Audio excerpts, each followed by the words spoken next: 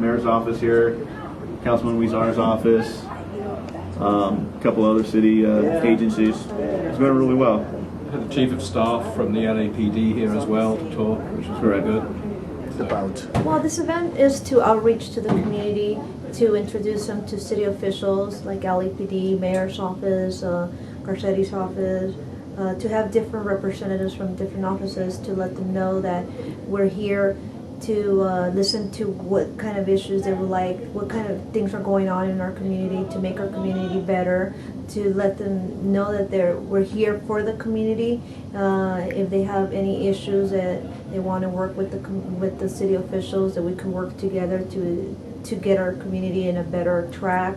And to let them know that there's people that care. There's not just city officials, but there's also other community members as volunteers that we care about our community. You know, find out if your school's making progress, and second, if there's tutoring, there's deadlines. There's a lot of money, again, to provide this service, but oftentimes the information doesn't get to the parents. They don't register in time, and then whenever they find out about the tutoring, they can no longer register, even though there's funds, and they should be getting the help, you know? Mind is immigrant parents, when they come to this country, there's two things usually that define folks.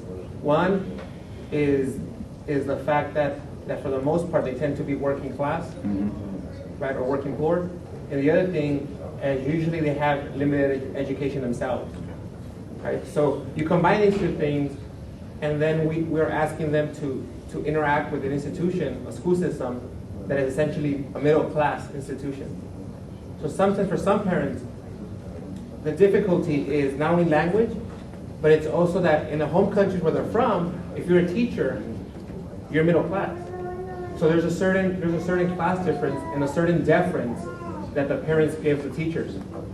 So when they send their kids to school in other countries, they assume I'm sending my child to school. If I don't hear otherwise, my kid's getting it taught. He or she is learning. So part of it is we need to help our parents understand, as what Maldiv does, is that in this country, in order for our children to succeed, we have to be very involved as parents with the education system. If you go to middle class communities, it's very much what you see, right? So it's about acquiring these skills, understanding how the system works, and where we as parents can push to make that happen. You know, so the language is definitely one of the issues. I think the other issue too is this deference that they'll show folks because they expect the teachers to be more knowledgeable than they are. But if you can share this kind of knowledge and information, then the parents will feel that they also bring knowledge to the table and they'll get more involved. We can do what we have to sacrifice, then we basically don't want to get involved. I mean, this little bit can do a lot versus having to do everything. So that's what I'm kind of hoping that you're going to talk to us kind of briefly about, because I'm hearing all the programs, and that's great, but let's be honest. I mean, there's only so much time in the day. And in order to get involved, it's almost like you have to have a job to get involved. Okay, it is complicated. Yo estoy involucrada desde el año 96 en los comités de las escuelas. I've been involved since 1996 in the school councils from number 4 district. Y a veces tenemos muchos programas que nos ayudan a la educación de los hijos, pero los papás no ponemos interés. Sometimes we got a lot of programs that could help us to educate the children, but the parents don't show any interest. That's another problem. Yo tengo 3 hijos. I have 3 children. Mi primera hija tiene 22 años. My first daughter is 22. La segunda tiene 17 años. The second one is 17.